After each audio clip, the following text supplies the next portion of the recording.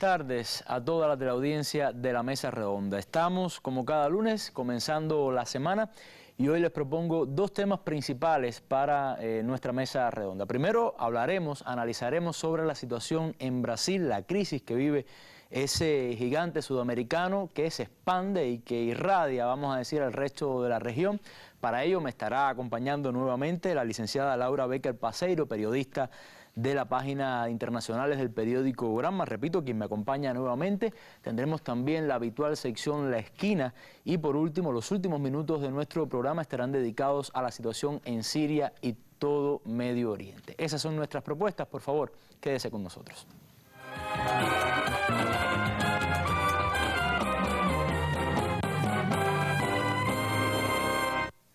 Y comenzamos nuestro programa como habitualmente lo hacemos con nuestra noticia del día, que en este caso se trata del artículo del líder de la Revolución Cubana, Fidel Castro Ruz, publicado en la prensa cubana y que lleva por título El hermano Obama. Dice Fidel: los reyes de España nos trajeron a los conquistadores y dueños cuyas huellas quedaron en los hatos circulares de tierras asignados a los buscadores de oro en las arenas de los ríos, una forma abusiva y bochornosa de explotación cuyos vestigios se pueden divisar desde el aire en muchos lugares del país. El turismo hoy, en gran parte, consiste en mostrar las delicias de los paisajes y saborear las exquisiteces alimentarias de nuestros mares, y siempre que se comparta con el capital privado de las grandes corporaciones extranjeras, cuyas ganancias, si no alcanzan los miles de millones de dólares per cápita, no son dignas de atención alguna. Ya me vi obligado a mencionar el tema. Debo añadir, principalmente para los jóvenes, que pocas personas se percatan de la importancia de tal condición en este momento singular de la historia humana. No diré que el tiempo se ha perdido, pero no vacilo en afirmar que no estamos suficientemente informados, ni ustedes ni nosotros, de los conocimientos y las conciencias que debiéramos tener para enfrentar las realidades que nos desafían. Lo primero a tomar en cuenta es que nuestras vidas son una fracción histórica de segundo, que hay que compartir además con las necesidades vitales de todo ser humano. Una de las características de este es la tendencia a la sobrevaloración de su papel, lo cual contrasta, por otro lado, con el número extraordinario de personas que encarnan los sueños más elevados. Nadie, sin embargo, es bueno o malo por sí mismo. Ninguno de nosotros está diseñado para el papel que debe asumir en la sociedad revolucionaria. En parte, los cubanos tuvimos el privilegio de contar con el ejemplo de José Martí. Me pregunto incluso si tenía que caer o no en dos ríos cuando dijo: para mí es hora, y cargó contra las fuerzas españolas atrincheradas en una sólida línea de fuego. No quería regresar a Estados Unidos y no había quien lo hiciera regresar. Alguien arrancó algunas hojas de su diario. ¿Quién cargó con esa pérfida culpa que fue sin dudas obra de algún intrigante inescrupuloso?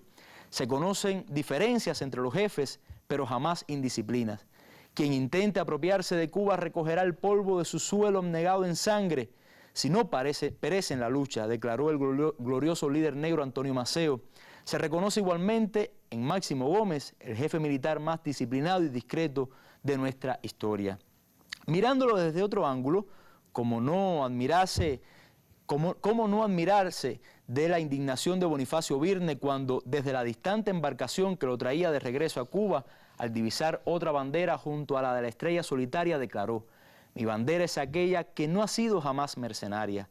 Para añadir de inmediato una de las más bellas frases que escuché nunca: si deshecha en menudos pedazos llega a ser mi bandera algún día, nuestros muertos alzando los brazos la sabrán defender todavía.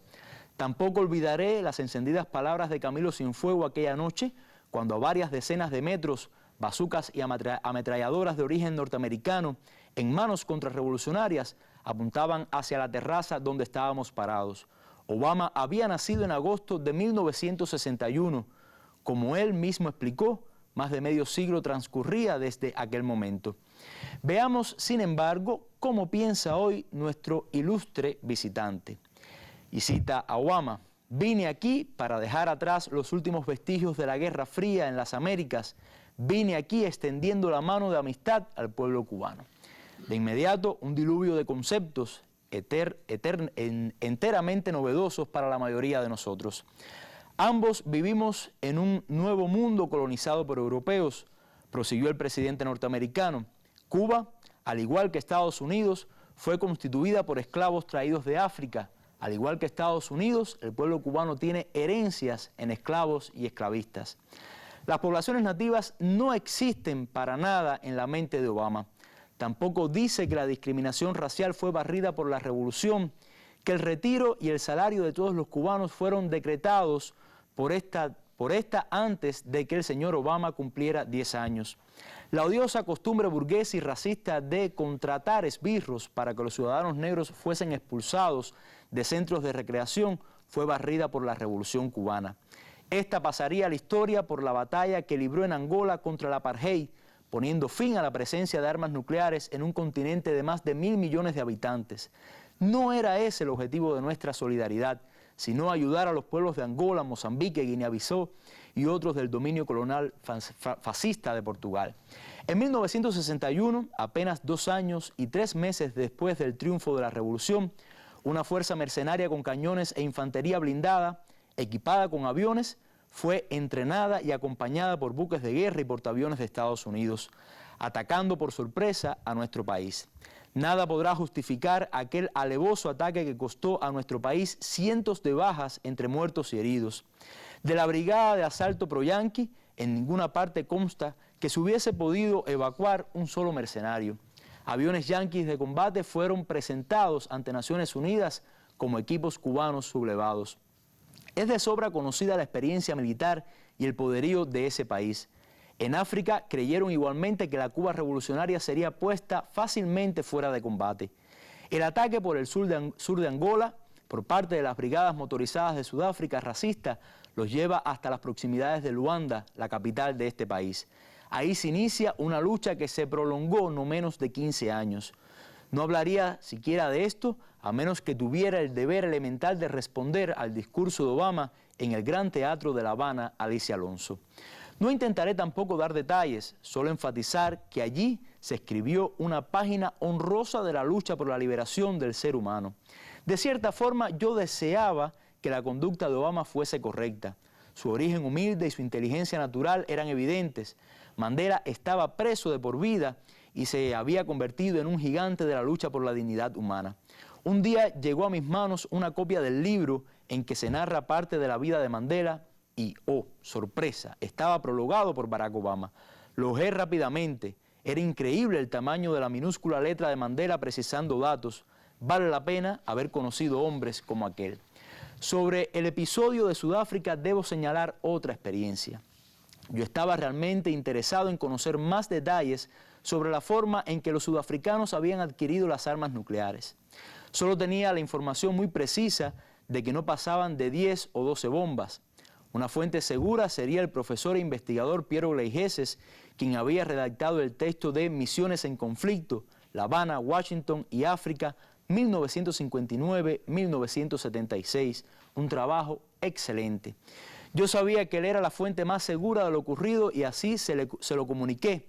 Me respondió que él no había hablado más del asunto porque en el texto había respondido a las preguntas del compañero Jorge Risquet, quien había sido embajador o colaborador cubano en Angola, muy amigo suyo. Localicé a Risquet, ya en otras importantes ocupaciones, estaba terminando un curso del que le faltaban varias semanas. Esa tarea coincidió con un viaje bastante reciente de Piero a nuestro país. Le había advertido a este que Risquet tenía ya algunos años y su salud no era óptima. A los pocos días ocurrió lo que yo temía. Risquet empeoró y falleció. Cuando Piero llegó, no había nada que hacer excepto promesas, pero ya yo había logrado información sobre lo que se relacionaba con esa arma y la ayuda que Sudáfrica racista había recibido de Reagan e Israel. No sé qué tendrá que decir ahora Obama sobre esta historia. Ignoro que sabía o no, aunque es muy dudoso, que no supiera absolutamente nada. Mi modesta sugerencia es que reflexione y no trate ahora de elaborar teorías sobre la política cubana. Hay una cuestión importante. Obama pronunció un discurso en el que utiliza la palabra más almibarada para expresar: es hora ya de olvidarnos del pasado, dejemos el pasado, miremos el futuro, miremoslo juntos, un futuro de esperanza. Y no va a ser fácil, va a haber retos y a esos vamos a darle tiempo, pero mi estadía aquí me da más esperanzas de lo que podemos hacer juntos como amigos, como familia, como vecinos, juntos. Se supone que cada uno de nosotros corría el riesgo de un infarto al escuchar estas palabras del presidente de Estados Unidos, tras un bloqueo despiadado que ha durado ya casi 60 años. Y los que han muerto en los ataques mercenarios a barcos y puertos cubanos, un avión de línea repleto de pasajeros hecho estallar en pleno vuelo, invasiones mercenarias, múltiples actos de violencia y de fuerza, nadie se haga la ilusión de que el pueblo de este noble y abnegado país renunciará a la gloria de los derechos y a la riqueza espiritual que ha ganado con el desarrollo de la educación, la ciencia y la cultura. Advierto además que somos capaces de producir los alimentos y las riquezas materiales que necesitamos con el esfuerzo y la inteligencia de nuestro pueblo. No necesitamos que el imperio nos regale nada. Nuestros esfuerzos serán legales y pacíficos, porque es nuestro compromiso con la paz y la fraternidad de todos los seres humanos que vivimos en este planeta. Firma Fidel Castro Ruz, marzo 27, 10 y 25, pasado meridiano. Y leída ya este texto, esta reflexión y también este artículo del líder histórico de la Revolución Cubana, Fidel Castro Ruz, vamos ya al primer tema que nos ocupa en la tarde de hoy.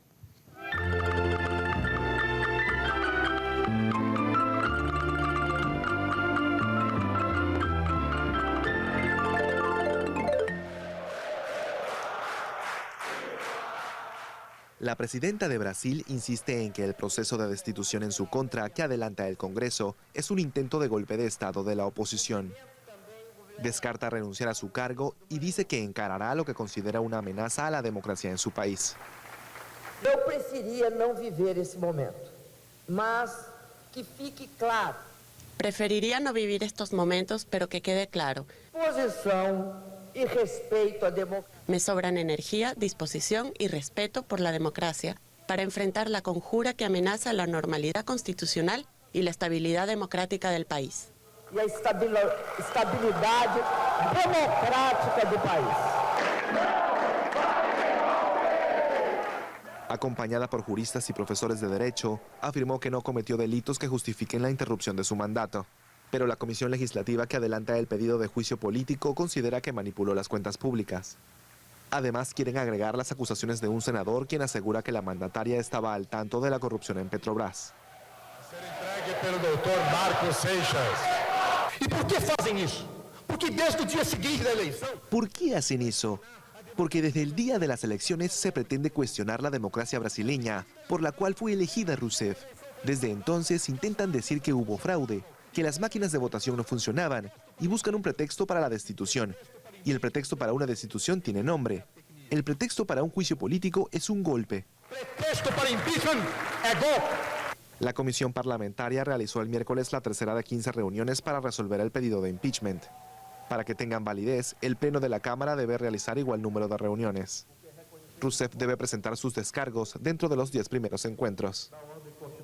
Bueno, veíamos una de las tantas actividades que lleva a cabo Laurita, la presidenta de Brasil, Dilma Rousseff, para hacerle frente, sobre todo desde el punto de vista mediático, a toda esta campaña. Llama la atención, a ver, no es casual que sea con juristas, porque precisamente se le intenta dar un golpe judicial con este juicio político y también con estas acusaciones de corrupción. Pero ayer precisamente la mandataria también tuvo una actividad con la prensa, con corresponsales de importantes medios y dio una serie de ideas y de informaciones y opiniones, vamos a decir, Laura, que sería bueno repasarlas acá. ¿Cuáles fueron, vamos a decir, los principales mensajes de la mandataria en esta reunión? Buenas noches, Oliver, a ti y a la teleaudiencia de la Mesa Redonda. Los principales mensajes de Dilma Rousseff en este encuentro con corresponsales extranjeros en Brasilia, este encuentro que tuvo lugar en el Palacio de Planalto, están remarcando el mensaje que desde el primer momento ella está mandando, de que es un golpe de Estado en su contra, se está gestando, que no es de ahora, es un proceso que viene desde diciembre del año pasado, iniciado en la Cámara de Diputados por el líder Eduardo Cunha, que es un proceso que ahora la derecha, se pueden preguntar cualquiera, ¿por qué ahora está hablando Dilma de un golpe de Estado judicial? Pues que es que sencillamente la posición que tiene la alianza gobernante del Partido de los Trabajadores en el Congreso está tratando de acelerar este proceso que en estos momentos se encuentra en discusión en la Cámara de Diputados.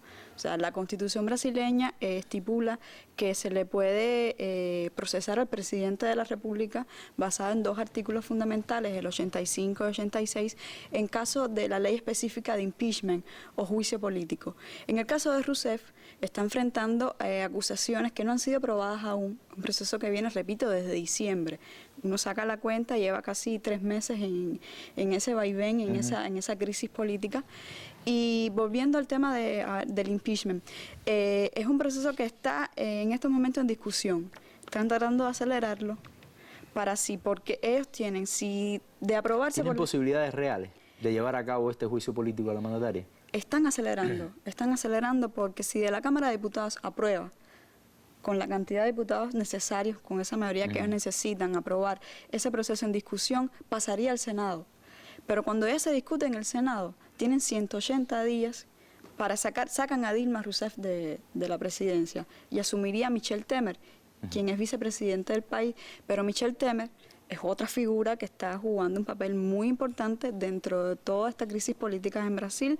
Viene del partido del Movimiento Democrático Brasileño, es del mismo partido al que pertenece Eduardo Cunha, quien es el que está detrás de todo este juicio político contra Rousseff. Pero incluso es un partido aliado, teóricamente. Bueno, no sé cómo decirle ya. En Brasil es un país tan grande, con una diversidad política también, que el PT gana con Lula cuando asumió el poder y ahora en la continuidad con Dilma, ellos gobiernan en alianza. O sea, es imposible que el Partido de los Trabajadores pueda gobernar Brasil solo. Tienen que gobernar en alianza. El papel del partido de los PMDBistas es importante porque es el partido de Brasil con más fuerza y con gran impacto en el sentido de la cantidad de senadores y de diputados que tienen en el Congreso. Y entonces, vuelvo siempre a diciembre porque es importante ver los orígenes de este proceso. Cuando una carta que se hizo viral y se hizo pública por el propio vicepresidente Michel Temer a Dilma Rousseff, explicándolo, o sea, como que desmarcándose de un eventual proceso contra Dilma, contra la presidenta, diciendo que en esos años que había gobernado junto a Rousseff, había sido una figura decorativa. O sea, se está como que salvando un poco las espaldas. A ver, Laurita, para dejar quizás un poco más claro, la presidenta enfrenta una arremetida de la derecha, ¿no? De la derecha que intenta aplicarle un juicio político, pero a la vez sus aliados de este partido le están como que virando la espalda, ¿no? Y aprovechándose de las circunstancias. Ellos están aprovechando, hay una crisis política, es indudable, que está también asociada, aupada también por una crisis económica. Brasil sigue en recesión, sigue en números rojos, un crecimiento negativo. ¿Entienden? La mayor economía de América Latina. Eso tiene un impacto y es utilizada por los políticos que están en contra del gobierno del PT. O sea, muy inteligentemente se han montado en esos vientos. ¿Y qué pasa? Mañana va a haber un anuncio muy importante por parte del partido del Movimiento Democrático Brasileño. Ellos van a decidir mañana en una Junta Nacional del partido si siguen o no junto con el gobierno de esa coalición con el PT. O sea, si se va el PMDB mañana de esta coalición gobernante, la crisis se puede agudizar, porque es uno de los principales aliados que tiene, está en la figura del vicepresidente, en la figura también de Eduardo Cunha, que son las 2 figuras principales que están haciéndole la campaña desestabilizadora a Dilma, que es una campaña, volviendo a lo que me preguntaba. Y daría los votos suficientes para llevar a Rousseff a un juicio político. Y entonces está todo, lo están estudiando todo. Por eso es que Rousseff está diciendo que, mira, sí hay un golpe judicial, porque no solamente mediático. Al principio fue con los grandes conglomerados mediáticos de Brasil, o Globo, sobre todo. Luego están usando el poder judicial. Está también la trama de Lula, cómo queda luego de que aceptó el puesto de como una figura de primer ministro en Brasil, jefe de la Casa de Gobierno, después la institución. Entonces hay un proceso ahí que están caldeando los ánimos para ellos poder aprovechar y montarse en ese tren de gobierno. Bueno, vamos ahora al Centro de Operaciones Internacionales. Ya está la colega Irma Shelton, que tiene al teléfono un analista brasileño que precisamente nos va a hacer su análisis, o sea, su punto de vista sobre la situación en Brasil, sobre todo con la presidenta Dilma y también con este proceso al que hacía referencia ahorita de la situación actual del expresidente Luis Ignacio Lula da Silva. Muchas gracias, Irma. Sí, efectivamente hemos hecho contacto telefónico en Brasilia con Beto Almeida, periodista fundador de la cadena Telesur. Beto, queríamos una actualización sobre la situación que afrontan ahora mismo la presidenta Dilma Rousseff y el exmandatario Luis Ignacio Lula da Silva. Bueno, un saludo para los televidentes de Mesa Redonda. Te digo que es una situación muy compleja, con un golpe completamente armado y en marcha, que encontra de la parte de la presidenta Dilma la decisión de no renunciar y de parte del expresidente Lula da Silva una decisión de organizar la resistencia, incluso con los sindicatos de trabajadores, grandes centrales sindicales que insisten que Dilma debe mantener la nombración de Lula para ser ministro jefe de la Casa Civil, donde él podría dentro del gobierno tener más condiciones concretas para tomar las medidas más urgentes y más necesarias. Entre esas medidas, algunas de impacto inmediato a las grandes masas de trabajadores, de gente que fue afectada por la crisis económica como resultado de la paralización parcial causada por la operación Lava Jato, que ha paralizado de alguna manera grandes obras vinculadas a la Petrobras y las grandes obras de infraestructura de las grandes empresas. Eso todo es un golpe y está cada vez más clara la actitud de parte del sistema judicial brasileño, que selecciona lo que debe ser divulgado y solamente divulga lo que puede dañar a Dilma Rousseff, a Lula da Silva y al PT. Lo que está claro, muy claro, es el interés de factores externos imperiales e impedir que Dilma pueda seguir gobernando para que así se pueda poner en marcha procesos de privatización de la Petrobras, de desnacionalización del petróleo pré-sal y también la demolición de los derechos laborales que vienen desde la época de Getúlio Vargas. La resistencia es la palabra de orden ahora del gobierno, de los movimientos sociales, de los estudiantes intelectuales y sobre todo de los grandes centrales de trabajadores sindicales para defender la legalidad democrática y la continuidad de los cambios sociales. Gracias, Beto. Agradecemos esta información para los televidentes de la Mesa Redonda. Que pase buenas noches. El más amplio análisis de los acontecimientos que marcan al mundo, con reconocidos periodistas y especialistas de temas globales y regionales. Los temas internacionales en la Mesa Redonda.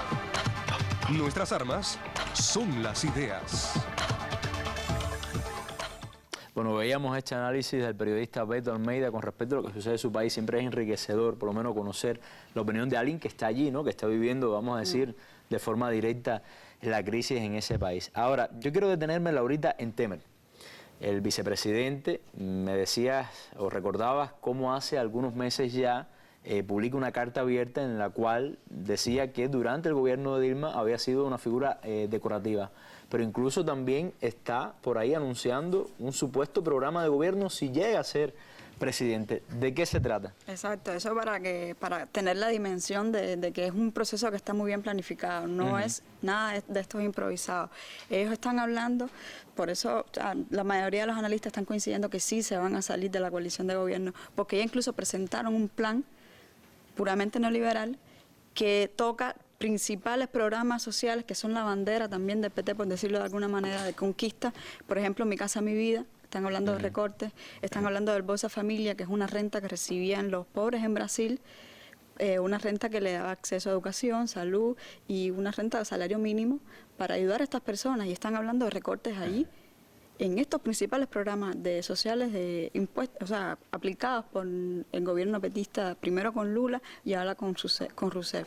O sea, para que tengas una dimensión también de lo que puede pasar en Brasil. Un poco medio maquiavélico esta situación de aliados que en medio del barco que se hunde se tratan de marcar distancia para salvarse.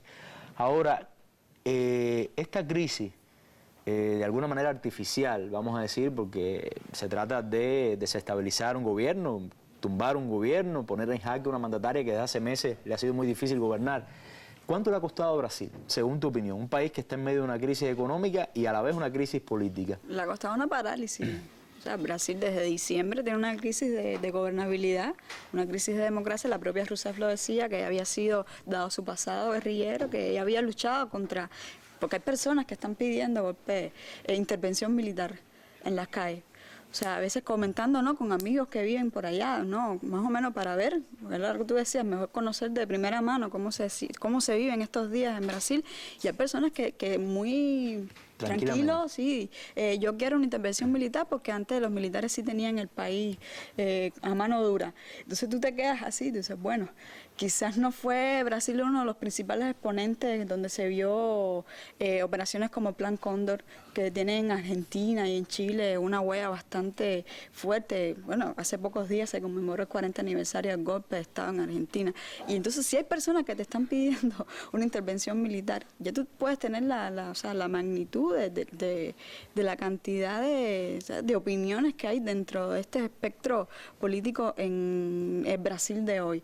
Pero sí, yo creo que le están apostando le están dando con todo para sacar al PT desde el primer momento que Lula anunció o hizo referencia a una posible candidatura de él como presidente en el 2018. Bueno, vamos a ver cómo se desarrolla esta crisis que no pinta para nada bien. Seguramente te tendremos otra vez acá en la mesa redonda. Para mí un placer analizando este tema, este complejo tema de Brasil. Bueno, muchas gracias, Laurita, por estar junto a nosotros.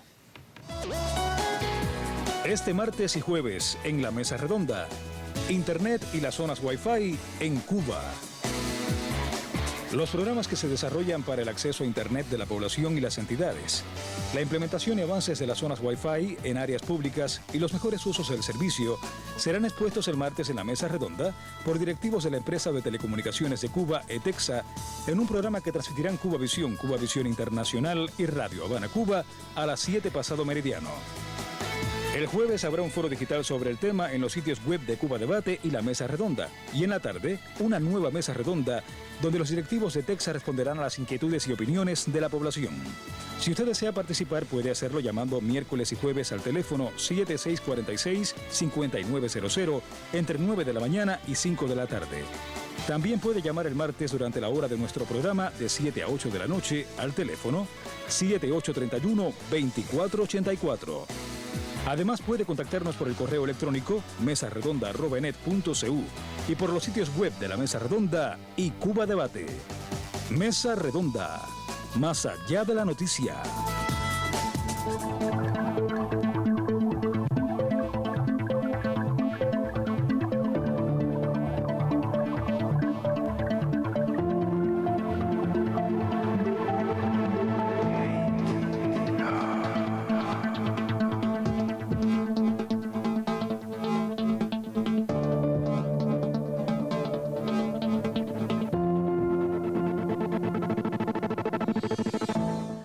Bueno, y sin mucho preámbulo, vamos ya a la esquina. Ahí está ya listo para su sección el periodista Reinaldo Taladriz, seguro con un tema muy interesante, como siempre.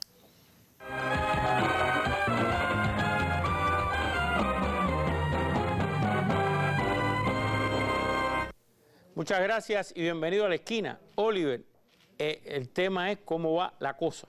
Y es que ya la gente le dice la cosa, me preguntan por la cosa y se refieren a las elecciones en Estados Unidos. Se han acostumbrado un poco a que se le dé seguimiento y bueno, hoy los complacemos.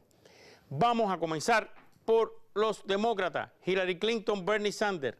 Vamos a empezar a ver en pantalla. A ver, ahí está. Para ganar la nominación tienen que ganar, el que gane tiene que tener 2.382 delegados. Esto es muy importante. Aquí lo que importan son los delegados, no el que más elecciones gane, el que más delegados gane. Hillary Clinton tiene 1.712 y Bernie Sanders tiene 1.004 delegados. Fíjense, esta cuenta nunca usted la va a encontrar igual en ninguna parte. Difieren porque hay que calcular los superdelegados, otros delegados directos, etcétera, de los que ya abandonaron y tenían, los candidatos que abandonaron y tenían delegados. Entonces, usted va a ver números discrepantes, pero muy semejantes. 700 y pico de delegados de ventaja tiene Hillary Clinton. Ahora, yo le mencioné los superdelegados. Vamos a ver en pantalla.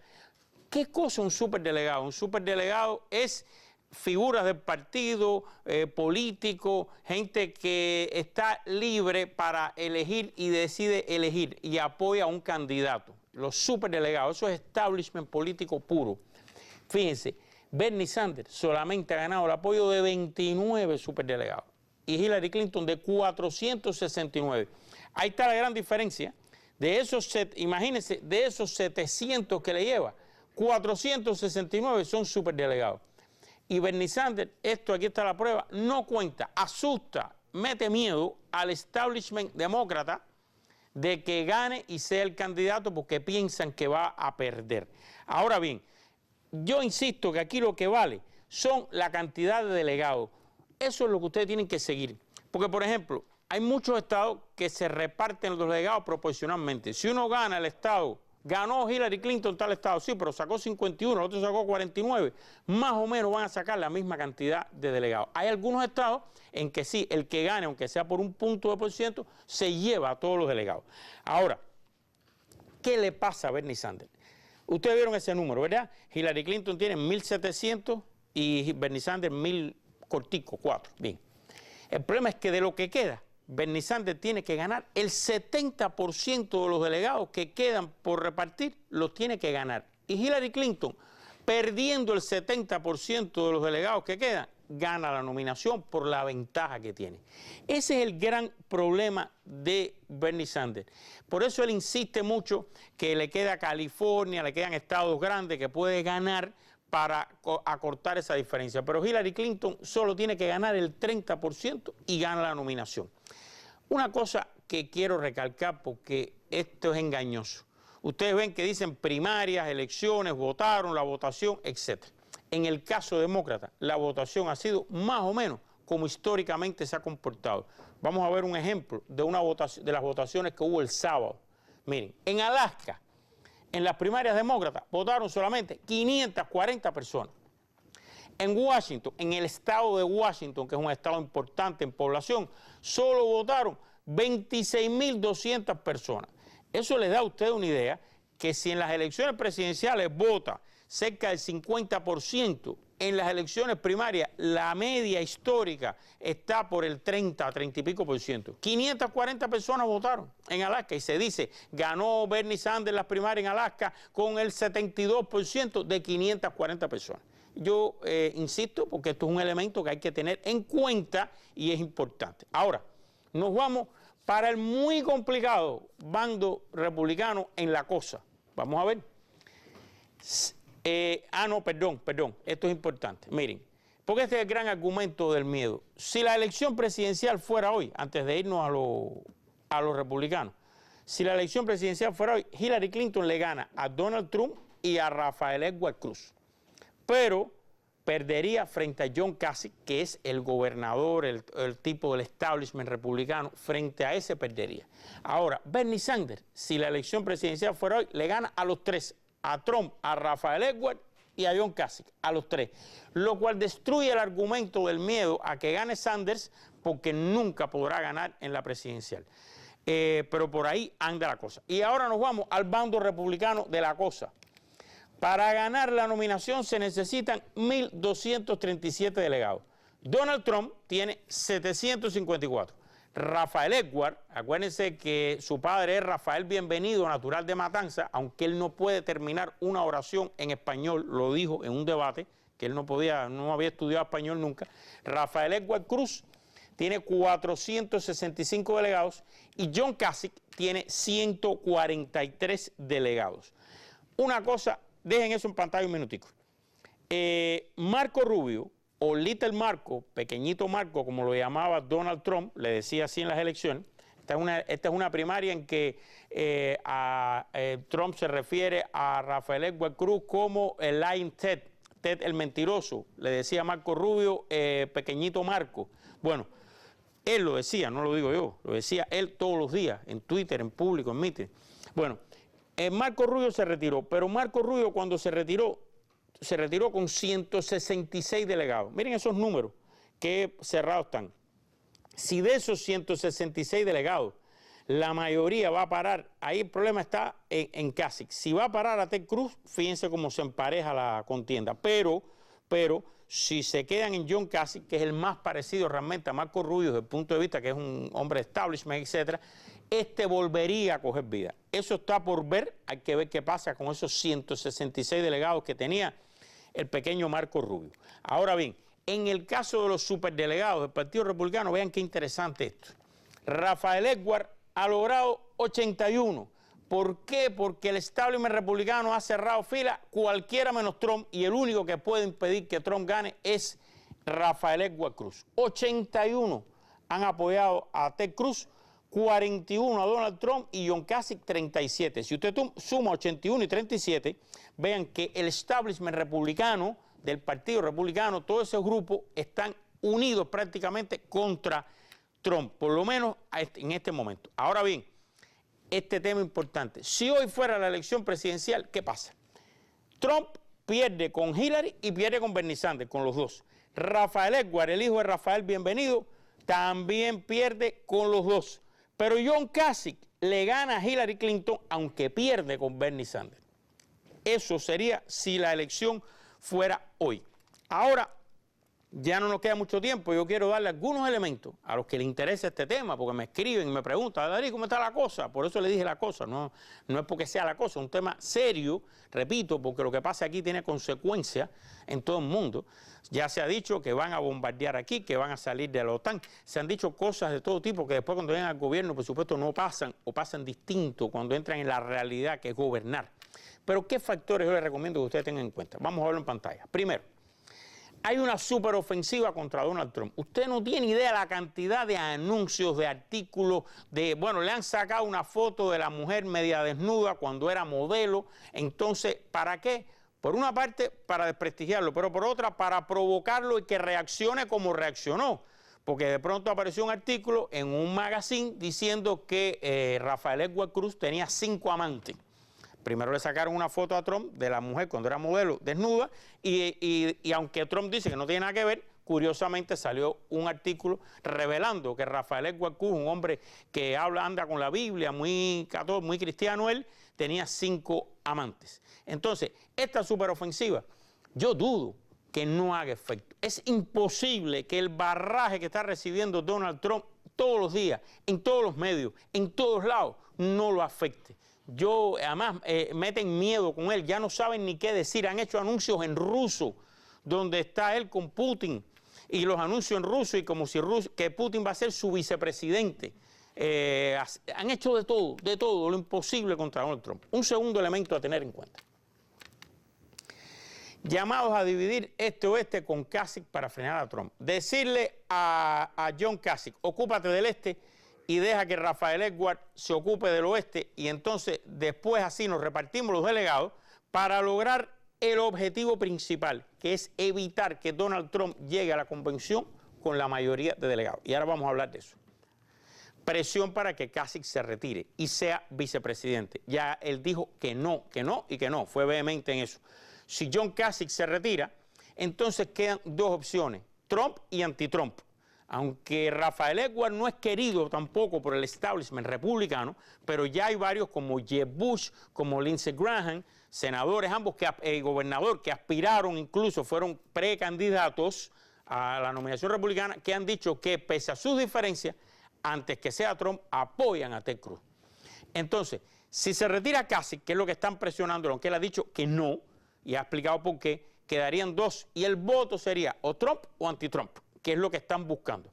¿Qué dijo Kasich? Que él no se va a retirar porque él está convencido que estando ahí evita que Trump llegue a la convención, que es en julio, en Cleveland, con los 1.237 delegados. Y entonces, cuando eso pase, ahora les explico qué es el otro elemento a tener en cuenta. La convención rota. Esto no se da desde que Truman derrotó a Thomas Dewey, fue la última convención rota, año 48. ¿Qué quiere decir convención rota? Que ninguno de los precandidatos llega a la cifra mágica de 1.237 delegados. Entonces, como ninguno tiene la mayoría, llegan a la convención y ¿qué pasa? Que se hace una primera votación, se demuestra que no hay mayoría para ninguno y se libera a todo el mundo a votar por quien quiera. A partir de la segunda ronda de votación en esa convención, cada cual puede votar por quien quiera. Y ahí empiezan los manejos, la compra, los favoritismos de todas esas convenciones, gente hablando hombre a hombre.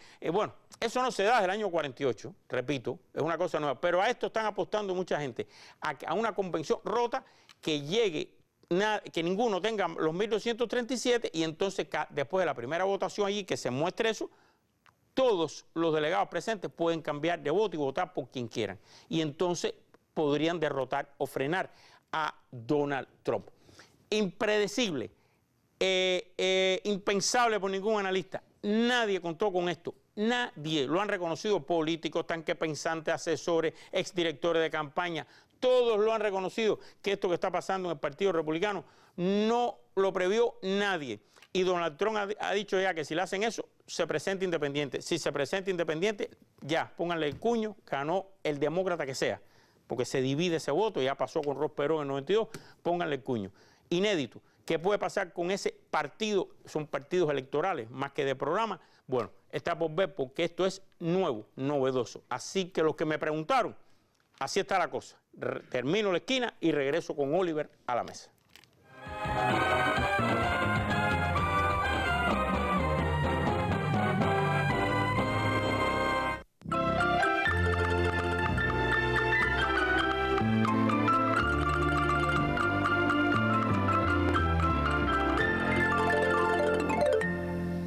Bueno, muchas gracias a Daladri. Lo esperamos en una próxima esquina el próximo lunes para quizás nos siga actualizando sobre la cosa.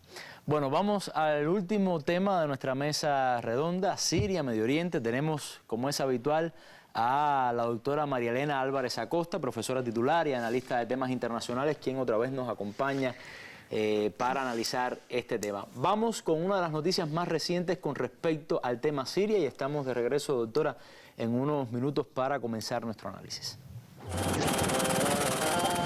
La bandera de la República Árabe Siria ondea en el centro de la ciudad y en la parte histórica de Palmira. Tras intensos combates, el ejército sirio expulsó al Estado Islámico del territorio en poder de los yihadistas desde mayo del pasado año. Durante los meses en que la urbe estuvo ocupada por el ISIS, se destruyeron y saquearon varios templos con miles de años de antigüedad, declarados por la UNESCO Patrimonio de la Humanidad. En llamada telefónica a Bashar al-Assad, el mandatario ruso Vladimir Putin felicitó a su homólogo y le reiteró que a pesar de la retirada del grueso de las fuerzas rusas, Moscú seguirá apoyando a las autoridades sirias en la guerra contra el terrorismo. Por su parte, al-Assad señaló que el avance del ejército de su país en la lucha hubiera sido imposible sin el apoyo de Rusia y calificó de poco seria la coalición estadounidense por los pobres resultados alcanzados desde el momento de su formación. La liberación de Palmira demuestra la efectividad de las Fuerzas Armadas bajo el liderazgo del presidente Bashar al-Assad en una batalla que no solo liberó una porción del territorio de la amenaza terrorista, sino preservó una parte de la historia de la humanidad. Rafael Pérez Oquendo, especial para la Mesa Redonda. Bueno, el ejército sirio recupera Palmira. Dicen, María Elena, que fue una victoria estratégica y la primera pregunta va por ahí. ¿Cuán importante es Palmira? ¿Qué influencia puede tener, por ejemplo, en el desenvolvimiento de la crisis, sobre todo, o la solución política a esta crisis? Es esencial porque está en un área que es estratégica para llegar al corazón, a la famosa capital del Estado Islámico y, por supuesto, tiene la destrucción de las fuerzas de los terroristas, las comunicaciones, etcétera. Y por supuesto tiene un valor simbólico tremendo, que se ha tratado de decir que bueno, el gobierno lo hizo para tener mayor fuerza en la mesa de conversaciones. Esto pudiera ser así. Pero lo hizo ya sin el apoyo ruso. Bueno, Rusia intervino. Sí, pero bueno, y otras fuerzas cuando ya también. Rusia se retira, ¿no? De forma general, pero Rusia apoyó también. Pero el problema está en que en el terreno, sin ocupar Palmira u ocupando Palmira, el ejército sirio ha estado a la ofensiva cada vez que se han sentado a negociar. Y eso no se ha tenido en cuenta en la negociación.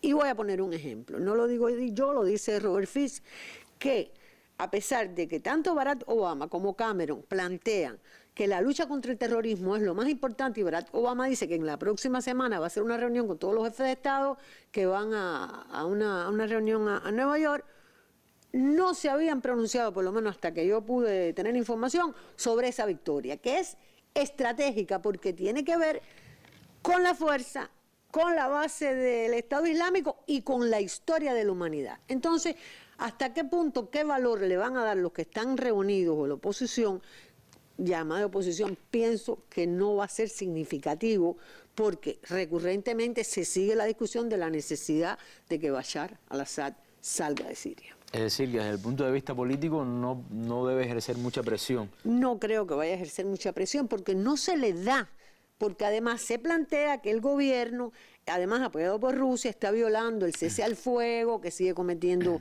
actos actos contra los civiles.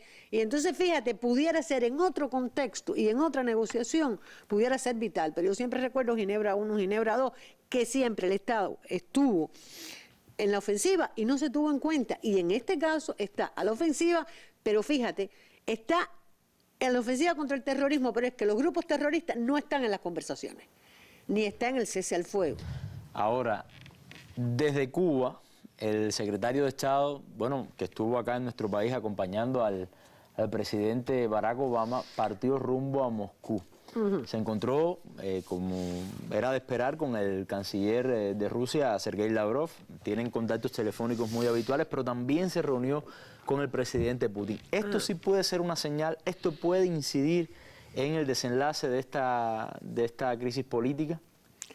Mira, es importante porque en el caso de las conversaciones al más alto nivel son los protagonistas, los que guían, vamos a decir así, las conversaciones. Entonces, hay una serie de aspectos, por ejemplo, ellos plantean los acuerdos sobre la paz en Siria y todo el mundo está de acuerdo en que tiene que haber una solución política, en que tiene que haber una salida, ahora también la necesidad de la liberación, medidas adicionales para liberar los presos políticos, facilitar el acceso humanitario y la lucha contra el terrorismo. En Siria, además, ellos conversaron de otras cosas. Sin embargo, cuando tú vas a la esencia, están de acuerdo, pero hay contradicciones. Ellos mismos lo reconocen.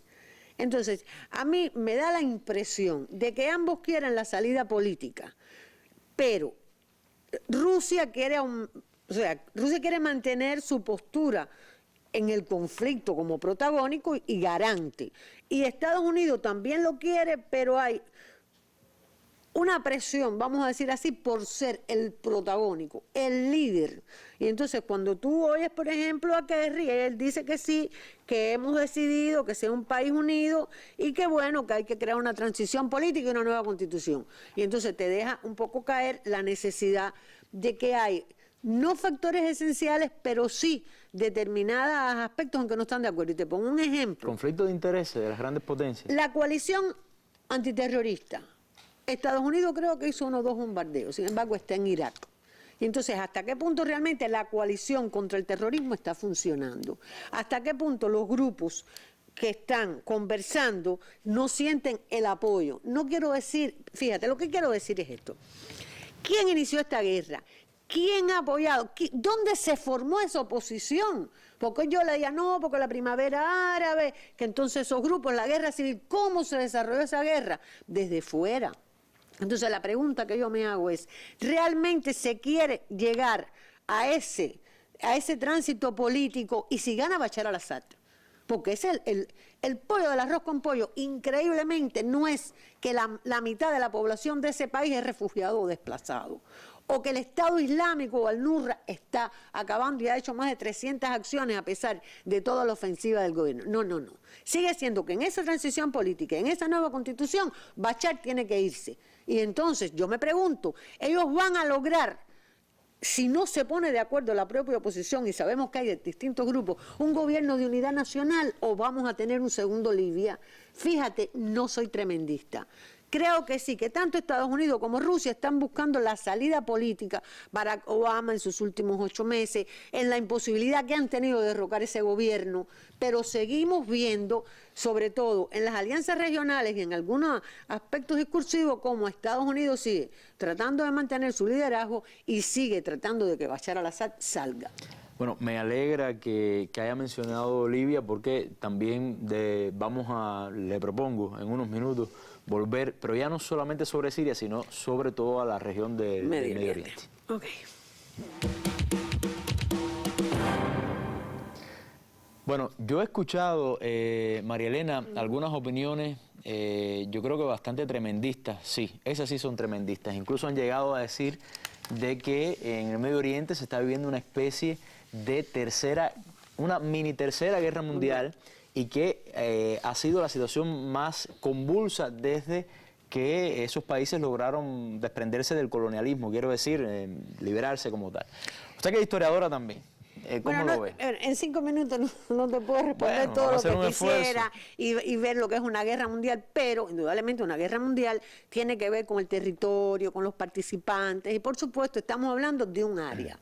Ahora fíjate, el impacto que tiene la situación de inestabilidad en esta área, en el contexto actual de globalización y de cómo, desde el punto de vista estructural, el hecho de que el terrorismo se una a las migraciones y tenga un impacto, por ejemplo, en la economía, en la sociedad, a nivel global, no me lleva a decirte que es una tercera guerra mundial, pero sí ha sido una situación inédita en esta área. Una situación inédita porque si vamos al denominado Gran Medio Oriente ampliado de Bush, tenemos una situación de inestabilidad desde Afganistán hasta Túnez y en África subsahariana también, porque bueno, no podemos olvidar Al Qaeda, Boko Haram y todas las organizaciones que hay ahí. Entonces, no solo lo veo como una crisis política, estamos ante un andamiaje que quiere desmontar la identidad de esta área. Estamos ante un andamiaje de que todo lo musulmán, todo el islam es malo. Y entonces tú dices, ¿por qué ahora en Europa dicen el árabe no puede entrar? Fíjate. Entonces, estamos en el choque de civilizaciones o en la práctica. El nivel de violencia que ha generado la presencia de las potencias occidentales y del imperialismo en esta área, y que ha llevado a que el terrorismo se haya globalizado, lleva a una situación de peligro. ¿Por qué? Porque estamos hablando de potencias nucleares.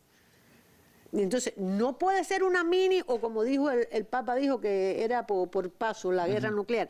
Yo no creo que se llegue a eso, pero cuidado. Estamos hablando de poderes, estamos hablando de un área muy complicada, estamos hablando de un área que rápido, Corea del Norte, China, Pakistán, India, Rusia, Israel, tienen el arma nuclear.